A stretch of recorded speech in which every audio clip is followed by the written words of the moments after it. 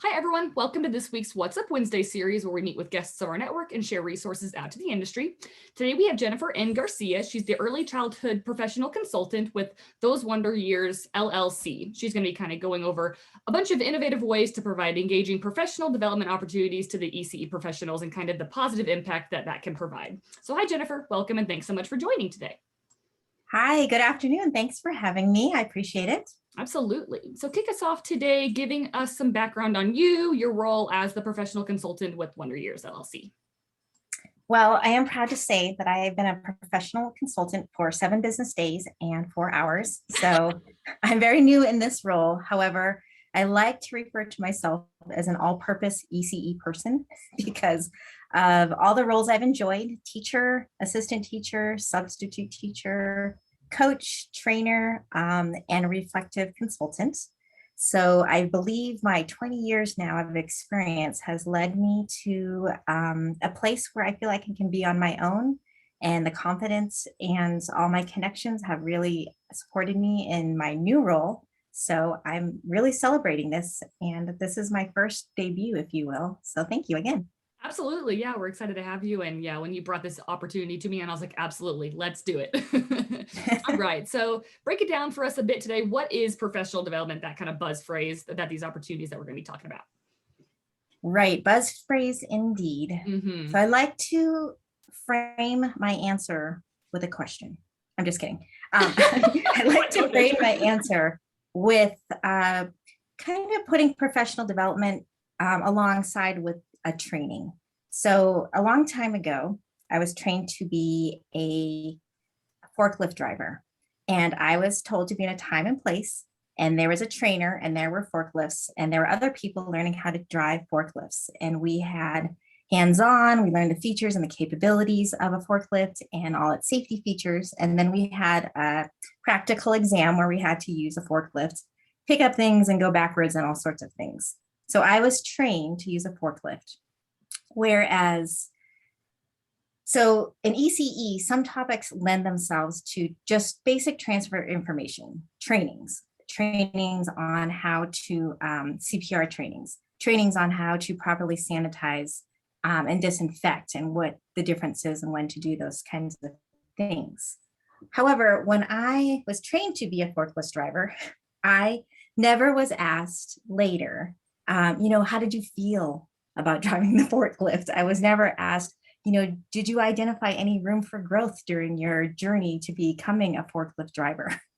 So training to me is a transfer, a very important part of early childhood education and growing quality. However, it's a transfer information, where to me, professional development is much more. And I'll explain. So someone in our community decides to be an early childhood educator, and they take the trainings. Maybe they go to college and earn the coursework. They earn their CDA. Whatever path they take, they get there. And then we know that's not the end of the road. They don't walk into their classroom, greet their children, greet their families, and all of a sudden be the most responsive and intentional caregiver that they could be. They have to grow and have many intentional and purposeful opportunities, and they need to be given that time and space to reflect, to learn new skills, to grow the skill set that they maybe already have. And they need to be able to be in a collaborative, safe, and respectful environment where others around them can share experiences and share wisdom. And where the professional development facilitator comes in is that he or she asks the questions and guides the growth and guides development. Not only do they ask the right questions, but often they know how to ask the right questions at the right time. Right. And so these are just, professional development to me are more ongoing, continuous experiences so that you can grow your craft, you can grow your confidence and your competence. No, that was, incredible. I could not have ever explained that better myself. So I like that you said experiences and not classes or successes. It's literally daily work that you're going through to kind of improve everything. So no, that was awesome. Great opening to that. Absolutely. Thanks. So what are some Oh, can I just add something to Go that? for So when we're talking about professional development activities, especially in early childhood education, traditionally we think of reflective consultation or supervision, coaching, going to a conference where there's professional development activities, consultation, community of practices, things like that. Right. And so you can see where training, there is a place where training can nest into a professional development opportunity, and they are, to me, different things Sure. that complement each other. Right. Yeah, that was a good kind of add in there for sure. So what are some of those ways to provide these opportunities to ECE professionals that we can kind of keep engaging in that way? So the experience I've had is mostly with coaching and professional learning communities, some consultation, and these activities can take place virtually or in person. And my strong feeling is in person is best. However, I know right now that in person isn't always a choice for all the reasons, and virtually is also effective. Mm-hmm. If people can meet in person and then continue professional development activities and maintain that relationship online, that could be a nice balance to the opportunity. Right. Now, traditionally also, and this is one of my goals as a person in early childhood education, is that teachers, early childhood education teachers, typically have to engage in professional development in the evenings or on weekends. Right. And we all know that in the evenings, we're not as fresh, we're not as alert, and we have so many things that are competing for our attention. Mm-hmm. My hope is to work with center directors, teachers, and other people, business coaches, to work in a system where teachers can experience professional development opportunities while they're at work. So obviously that's going to address workforce issues, Mm-hmm. and it's also going to take some more puzzling for the teacher schedule so that he or she can get out of the classroom, have protected, quiet space to meet with someone to facilitate that growth and development, and then return to the classroom, hopefully refreshed and motivated and engaged. Awesome. Yeah, absolutely. So speaking of kind of the Zoom fatigue that we've all kind of been going through and just vice versa between in person and virtually, why is it so important to make these opportunities of professional development engaging as possible? So engaging is another buzzword. Ecker's 3 is now looking when they evaluate the environment, and ITER's 3 for engagement of the children. And a lot of people will say, how do you know when someone's engaged? We know it's important, but how do you know? Right. So engagement is a buzzword, and we're constantly evaluating how do you know someone's engaged, especially young children, because they could be doing lots of things and still quite engaged. But engagement is not only using a variety of modalities to keep the participants interested. It's not only offering opportunities for small group time and giving participants time to reflect and having an engaging and inviting atmosphere. To me, engagement is also paying attention and noticing. Because when we're paying attention and noticing the people who are collaborating with us and looking to us to facilitate professional growth and development, that means that my hope is that they're feeling respected, they're feeling noticed. Mm-hmm. And when we're feeling respected and noticed, we're more likely to engage in more connection. And we also know with connections, they're the building blocks to building trusting relationships. Sure. And we know that all growth and learning for adults and children happen in the context of relationships. Absolutely, yeah. You touched on it a little bit, but do you recommend that these opportunities be done virtually or in person? In a perfect world, when the pandemic wasn't existing. When it's safe, I highly recommend in person. Right. Okay. Yeah. Pretty good.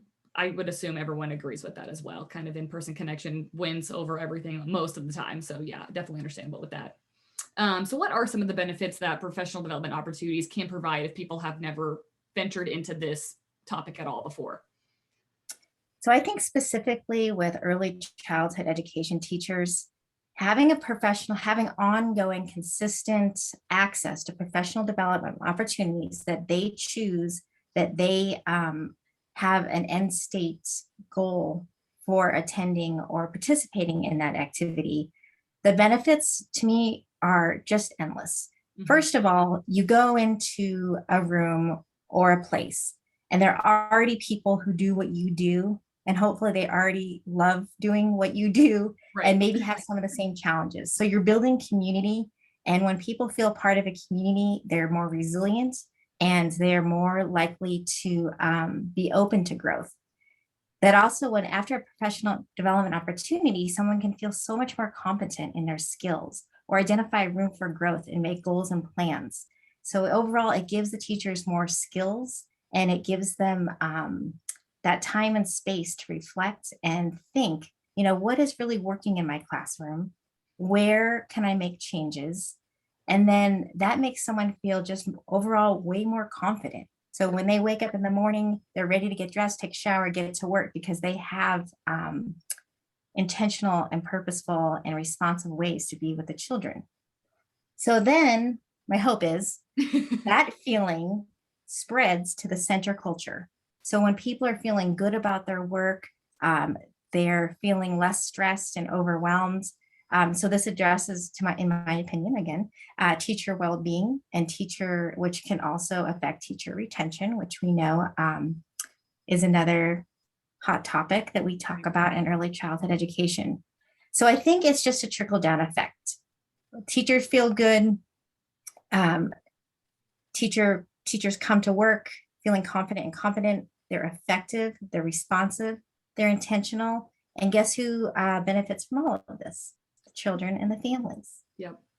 Absolutely. Yeah. It's kind of a huge hat of buckets to fill benefits wise. Like you said, they are pretty endless. So no, that's awesome. That's some very great information. So speaking of that, I know how we mentioned that I'm also as informed during all of these as everyone else on the network. So if anyone does have questions or want a resource to go to regarding professional development, where would you recommend they learn more? Or if they have questions, where can they go to learn more about the topic or the Wonder Years LLC in general? Well, thank you again for asking. I would love people just to reach out to me at my email if they feel comfortable. My name is Jennifer, and my email address is thosewonderyears@gmail.com. And I will be launching a website any day. And once it's launched, the website is thosewonderyears.com. Perfect. Drop that down real quick here, and I'll be sure and add that whenever it's available. So just keep me updated when that's launched and we can get that added to the details. Perfect. Okay. Well, thank you so much, Jen. To wrap up here, just feel free to share any final thoughts, updates, resources, anything else, or a childcare billboard slogan, anything you want to share, and then we'll give you your day back today. So sometimes professional development opportunities are guided by the leadership at your organization, and sometimes they're guided by the individual. However you get to have that opportunity, I really encourage teachers and anyone engaging in professional development just to always keep an open mind, especially if you've been in the field a long time. There's always room to grow, and there's room to wonder. And the hope is that it's ongoing and accessible, equitable, and also they're really fun. We can have fun with these things, especially when we can be back in person more often. Right. When you're passionate, you get everyone together in the same room with like-minded people with the same passion and goals. Yeah. Magic can happen. It's a really good environment to be around. So, all right. Thank you so much, Jennifer. I appreciate it so much. This will be live here shortly. Bye, everyone. Have a good one. Thank you.